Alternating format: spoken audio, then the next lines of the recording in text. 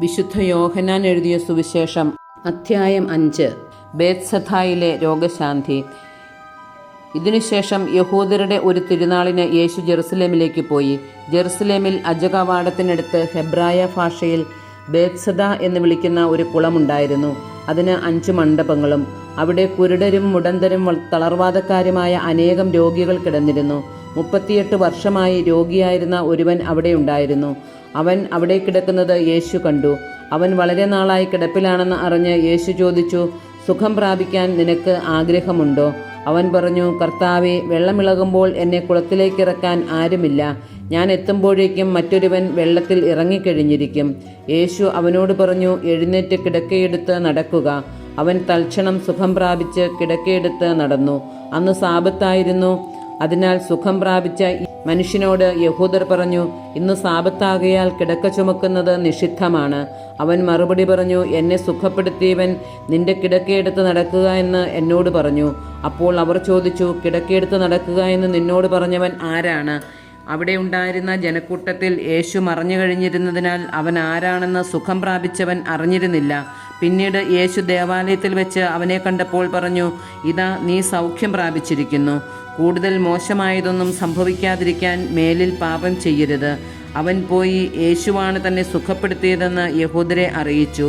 സാബത്തിൽ ഇപ്രകാരം പ്രവർത്തിച്ചതിനാൽ യഹൂദർ യേശുവിനെ ദ്വേഷിച്ചു. യേശു അവരോട് പറഞ്ഞു, എൻ്റെ പിതാവ് ഇപ്പോഴും പ്രവർത്തന നിരതനാണ്, ഞാനും പ്രവർത്തിക്കുന്നു. ഇതുമൂലം അവനെ വധിക്കാൻ യഹൂദർ കൂടുതലായി പരിശ്രമിച്ചു. കാരണം അവൻ സാബത്ത് ലംഘിക്കുക മാത്രമല്ല, തന്നെ ദൈവതുല്യനാക്കിക്കൊണ്ട് ദൈവത്തെ തൻ്റെ പിതാവെന്ന് വിളിക്കുകയും ചെയ്തു. പുത്രൻ്റെ അധികാരം. യേശു പറഞ്ഞു, സത്യം സത്യമായി ഞാൻ നിങ്ങളോട് പറയുന്നു, പിതാവ് ചെയ്തു കാണുന്നതല്ലാതെ പുത്രന് സ്വന്തം ഇഷ്ടമനുസരിച്ച് ഒന്നും പ്രവർത്തിക്കുവാൻ സാധിക്കുകയില്ല. എന്നാൽ പിതാവ് ചെയ്യുന്നതെല്ലാം അപ്രകാരം തന്നെ പുത്രനും ചെയ്യുന്നു. എന്തെന്നാൽ പിതാവ് പുത്രനെ സ്നേഹിക്കുകയും താൻ ചെയ്യുന്നതെല്ലാം അവനെ കാണിക്കുകയും ചെയ്യുന്നു. നിങ്ങൾ വിസ്മയിക്കത്തക്ക വിധം ഇവയേക്കാൾ വലിയ പ്രവൃത്തികളും അവിടുന്ന് അവനെ കാണിക്കും.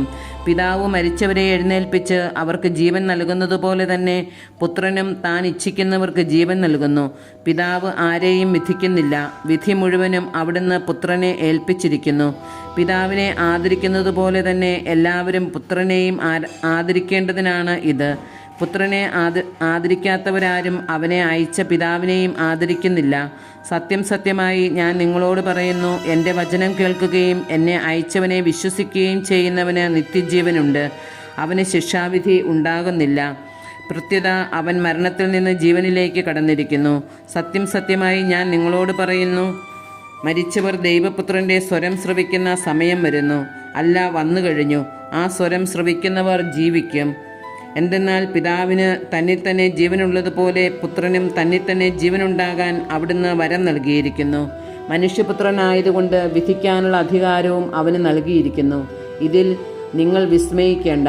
എന്തെന്നാൽ കല്ലറകളിലുള്ളവരെല്ലാം അവൻ്റെ സ്വരം ശ്രവിക്കുന്ന സമയം വരുന്നു. അപ്പോൾ നന്മ ചെയ്തവർ ജീവൻ്റെ ഉയർപ്പിനായും തിന്മ ചെയ്തവർ ശിക്ഷാവിധിയുടെ ഉയർപ്പിനായും പുറത്തുവരും. യേശുവിൻ്റെ സാക്ഷ്യം. സ്വമേധയാ ഒന്നും ചെയ്യാൻ എനിക്ക് സാധിക്കുകയില്ല. ഞാൻ ശ്രവിക്കുന്നത് പോലെ ഞാൻ വിധിക്കുന്നു. എൻ്റെ വിധി നീതിപൂർവകവുമാണ്. കാരണം എൻ്റെ ഇഷ്ടമല്ല, എന്നെ അയച്ചവൻ്റെ ഇഷ്ടമാണ് ഞാൻ അന്വേഷിക്കുന്നത്. ഞാൻ എന്നെക്കുറിച്ച് തന്നെ സാക്ഷ്യപ്പെടുത്തുന്നെങ്കിൽ എൻ്റെ സാക്ഷ്യം സത്യമല്ല. എന്നെക്കുറിച്ച് സാക്ഷ്യം നൽകുന്ന വേറൊരാളുണ്ട്. എന്നെക്കുറിച്ചുള്ള അവൻ്റെ സാക്ഷ്യം സത്യമാണെന്ന് എനിക്കറിയാം. നിങ്ങൾ യോഹന്നാൻ്റെ അടുത്തേക്ക് ആളയച്ചു. അവൻ സത്യത്തിന് സാക്ഷ്യം നൽകുകയും ചെയ്തു. ഞാൻ മനുഷ്യരുടെ സാക്ഷ്യം സ്വീകരിക്കുന്നു എന്ന് വിചാരിക്കേണ്ട. നിങ്ങൾ രക്ഷിക്കപ്പെടേണ്ടതിനാണ് ഞാനിതെല്ലാം പറയുന്നത്. കത്തിജ്വലിക്കുന്ന ഒരു വിളക്കായിരുന്നു അവൻ. അല്പസമയത്തേക്ക് അവൻ്റെ പ്രകാശത്തിൽ ആഹ്ലാദിക്കാൻ നിങ്ങൾ ഒരുക്കവുമായിരുന്നു. എന്നാൽ യോഹന്നാൻ്റേതിനേക്കാൾ വലിയ സാക്ഷ്യം എനിക്കുണ്ട്. എന്തെന്നാൽ ഞാൻ പൂർത്തിയാക്കാനായി പിതാവ് എന്നെ ഏൽപ്പിച്ച ജോലികൾ, ഞാൻ ചെയ്തുകൊണ്ടിരിക്കുന്ന ജോലികൾ തന്നെ പിതാവാണ് എന്നെ അയച്ചതെന്ന് സാക്ഷ്യപ്പെടുത്തുന്നു. എന്നെ അയച്ച പിതാവ് തന്നെ എന്നെക്കുറിച്ച് സാക്ഷ്യപ്പെടുത്തിയിരിക്കുന്നു. അവിടുത്തെ സ്വരം നിങ്ങൾ ഒരിക്കലും കേട്ടിട്ടില്ല, രൂപം കണ്ടിട്ടുമില്ല. അവിടുന്ന് അയച്ചവനെ നിങ്ങൾ വിശ്വസിക്കാത്തതുകൊണ്ട് അവിടുത്തെ വചനം നിങ്ങളിൽ വസിക്കുന്നില്ല.